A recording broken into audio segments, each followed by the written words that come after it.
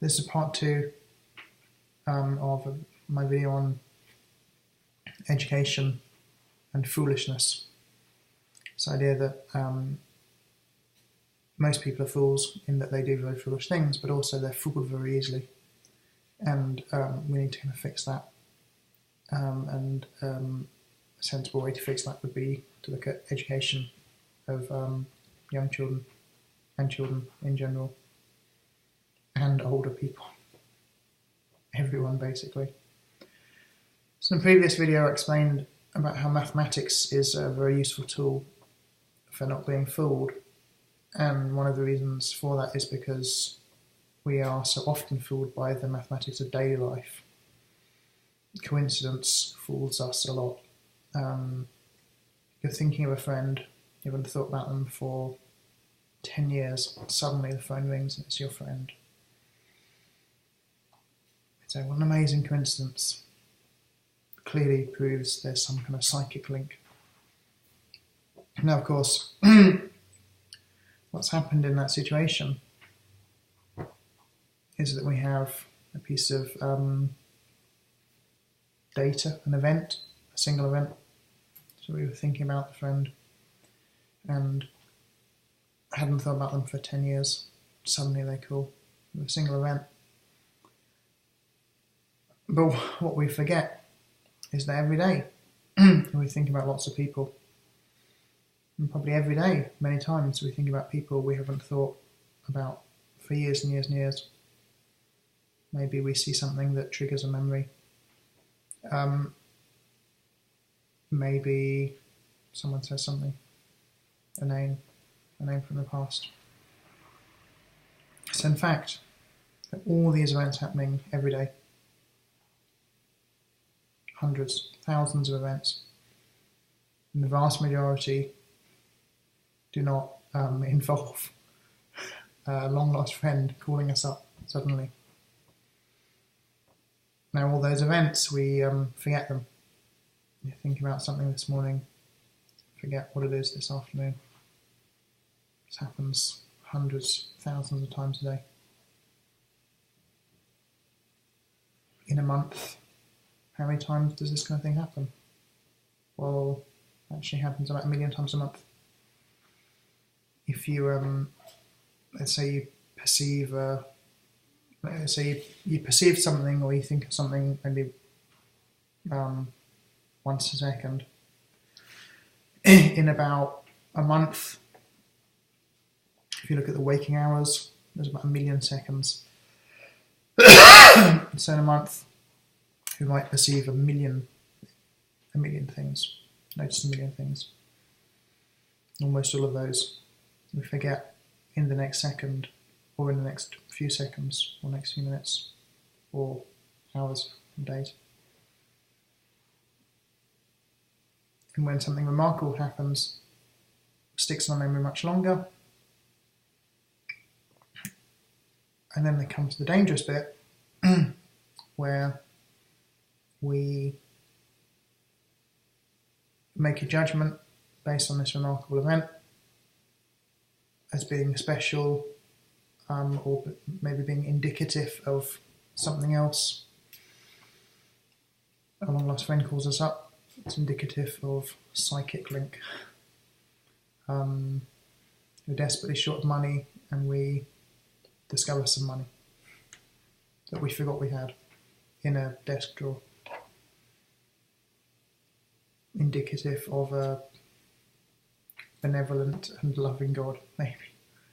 Now, of course, we forget all those times when we were desperately short of money and we didn't find a pile of banknotes in the desk drawer. Well,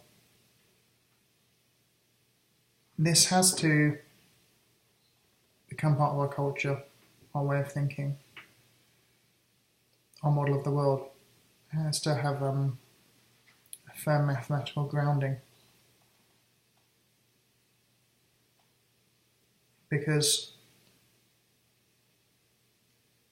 as the world gets more complicated, more full of stuff, more full of bits, both in the computing sense and in just bits of things as well, as we could deal with more complexity.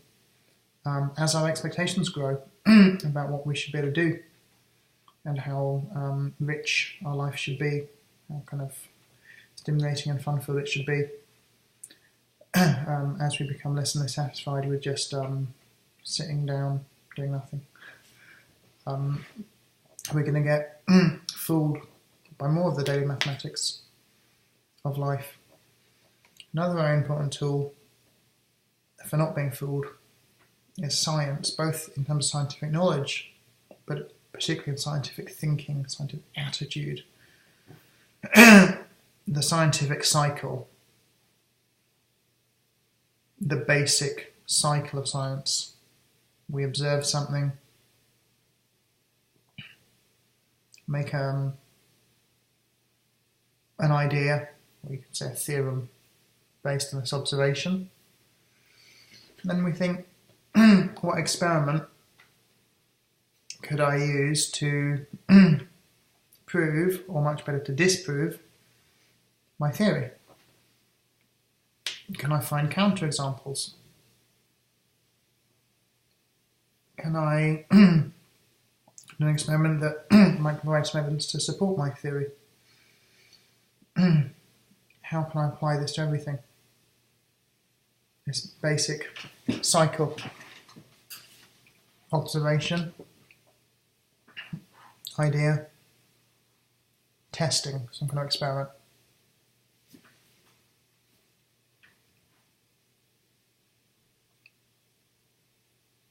When we look at very young children, I think we sometimes see this cycle, evidence that the cycle's taking place.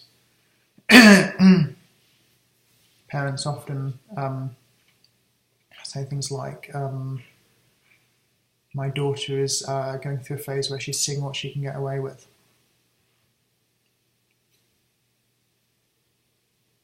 And so the daughter takes a biscuit, or as the Americans would say, a cookie, and eats the cookie. And she knows that she should ask for the cookie, but she got away with it once. How many cookies can she eat and still get away with it? If you can get away with eating some cookies, what else can you get away with? If there are firearms in the house, maybe you can get away with shooting your annoying neighbour in the head. Which I think happens in America a lot.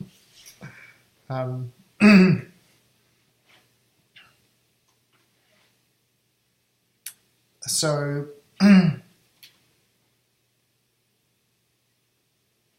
these two very powerful tools, mathematics and science. Now, when I was at school, looking back now, I understand that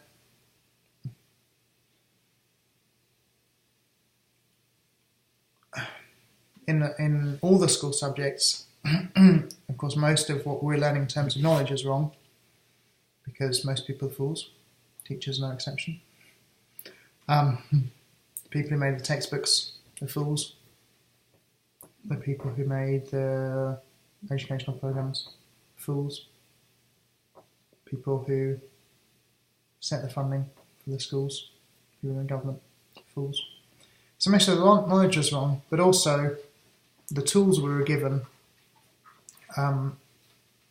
were wrong, or we weren't given them at all. I really don't remember the science teachers drilling into us or letting us discover for ourselves the importance of this three-step cycle of science: make an observation, make a theorem, come up with an idea to test this. Now, that wasn't really drilled into us in science lessons, let alone the other subjects. And then you suddenly see why so much of what we learned at school was nonsense, because, take an example, history. Almost all history is nonsense,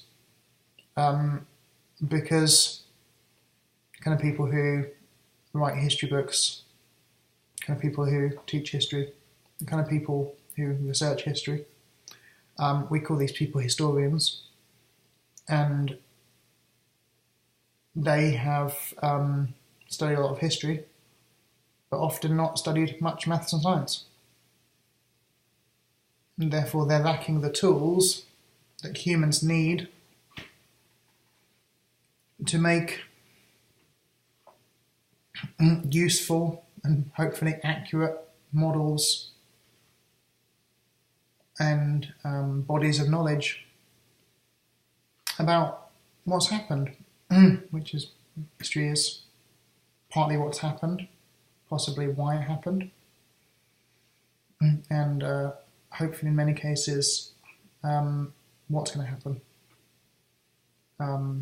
I say hopefully, but let's put that in a negative way. Sadly, in many cases, what's going to happen, because of course we, as humans, we fail to learn lessons of history, and thus we are doomed to repeat the mistakes of humans. So,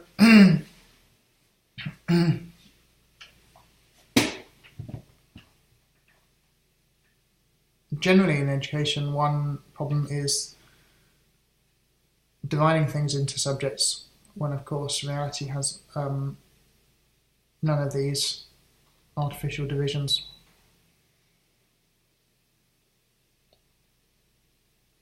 So why, for example, are we not learning statistics in the history lesson? We're often told lots of statistics in the history lesson, and yet most people, not just children, most people in general, are in no position at all to comprehend a statistic. If you say 35% of British people are morbidly obese, let's say, what does that mean?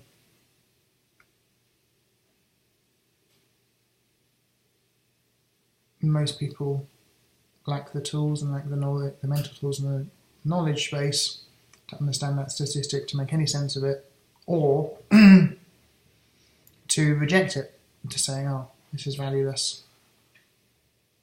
We need to know a lot more about how this statistic was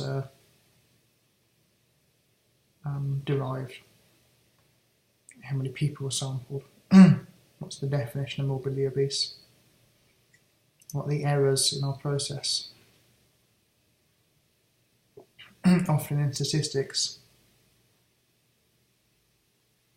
the error is bigger than the statistic itself, which makes the statistic absolutely worthless. Say we compare two groups of things, and we say, oh, these strawberries over here, these taste better than these other strawberries over there, because we asked a bunch of people, and we found this first group of strawberries 10% better than the second group. Well, we might have an error of 30% repeatedly throughout every aspect of the process. It's utter nonsense to say, based on these statistics, these strawberries over here are better, tastier, or whatever. Now, I'm going to do part 3 of this video. My son comes back from the park in about half an hour, so yeah, I'll do part 3 now. So see you soon.